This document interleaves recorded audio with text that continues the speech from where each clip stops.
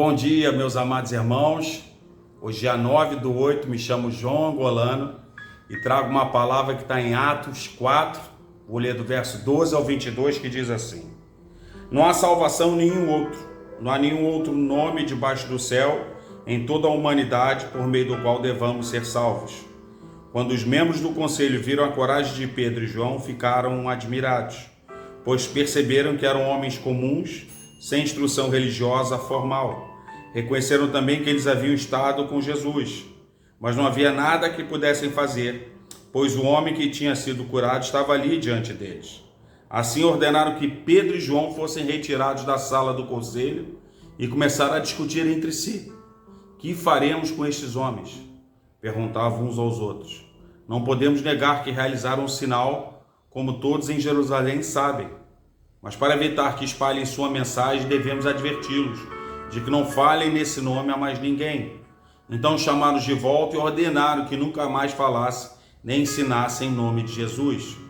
Pedro e João, porém, responderam: Os senhores acreditam que Deus quer que obedeçamos a vocês e não a Ele? Não podemos deixar de falar do que vimos e ouvimos. Os membros do conselho fizeram novas ameaças, mas por fim os soltaram. Não sabiam como castigá-los sem provocar um tumulto, visto que todos louvavam a Deus pelo ocorrido, pois o aleijado que havia sido curado milagrosamente tinha mais de 40 anos de idade. Amém, irmãos? Tinha mais de 40 anos de idade. Eu vou começar com uma história.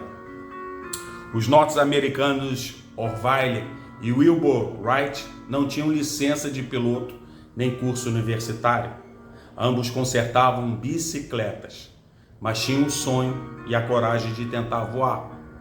Em 1913, eles revezaram-se pilotando sua máquina voadora. O voo mais longo durou 1 minuto e mudou o mundo para sempre. Os apóstolos Pedro e João também não tinham licença para pegar, nem tinham ido ao seminário. Eram pescadores que, cheios do Espírito Santo, proclamaram ousadamente as boas novas. Não há salvação em nenhum outro. Não há nenhum outro nome debaixo do céu em toda a humanidade por meio do qual devamos ser salvos. Os vizinhos dos irmãos Wright não apreciaram a conquista. O jornal da cidade não acreditou na história e publicou que, mesmo sendo verdade, os voos tinham sido breves demais. Demorou muitos anos antes que o público reconhecesse o que eles haviam feito. Os líderes religiosos também não se agradaram de Pedro e João. Eles ordenaram que parassem de falar aos outros sobre Jesus. Pedro disse: de jeito nenhum, não podemos deixar de falar do que vimos e ouvimos. Quem sabe você não tenha sido aprovado ou tenha sido desprezado. Não importa. Se você tem o Espírito Santo, está livre para viver com coragem para o Senhor. E qual é a verdade de hoje, meus amados irmãos? A boca fala o que o seu coração está cheio. Seu coração está cheio de quê, querido?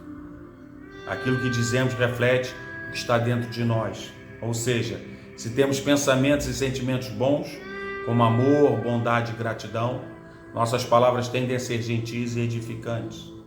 Por outro lado, se guardamos mágoa, raiva ou inveja, nossas palavras irão igualmente revelar isso.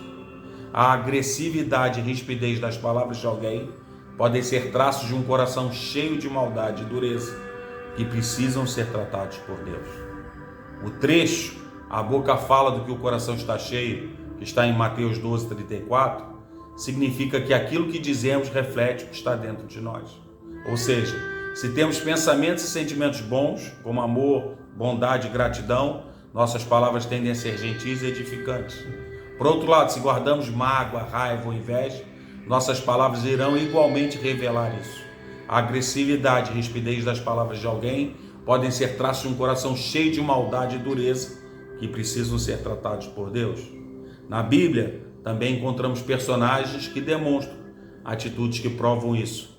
Davi, antes de enfrentar Golias, declarou palavras de fé e coragem, revelando sua total confiança em Deus. Ele acreditava em seu coração que o mesmo Deus que o tinha livrado do urso e do leão também o livraria daquele violento gigante. Isso nos ensina que um coração cheio de fé em Deus manifesta-se em palavras e ações que glorificam ao Senhor, mesmo diante de problemas e desafios da vida. Não é possível colher frutos bons de árvores ruins. Um coração que se alimenta de coisas más reflete-se em palavras e atos. Por mais que se tente disfarçar, a boca fala do que o coração está cheio. Quando Jesus declarou essas palavras, disse para coisas boas e más. Um coração que se alimenta da palavra de Deus reflete a sua fonte. Por mais tímido que seja, vocês são a luz do mundo. Não se pode esconder uma cidade construída sobre um monte. Mateus 5,14. Agora, se o seu coração está voltado aos prazeres do mundo, por mais que se preocupe com as palavras, uma hora o seu coração será revelado pelas palavras. Por isso, servir a Deus não é só dizer ser servo, semear não é só dizer que semeia. Assim como o corpo sem espírito está morto, também a fé sem obras está morta. Tiago 2:26. Que a sua boca seja um bom reflexo do coração e que o seu coração esteja cheio do Espírito Santo. Busque, se esforce em preencher o seu coração da palavra de Deus. Que a sua boca semeie a boa fé e que haja uma colheita abundante através das suas obras. Amém, irmãos? Qual é o pedido de hoje? Comenta. Vai lá no meu canal e comenta. Comenta o que você achou dessa palavra. Compartilha também essa palavra. Quem sabe uma pessoa precisa ouvir isso. Deixa Deus te usar, irmão. Graça e paz.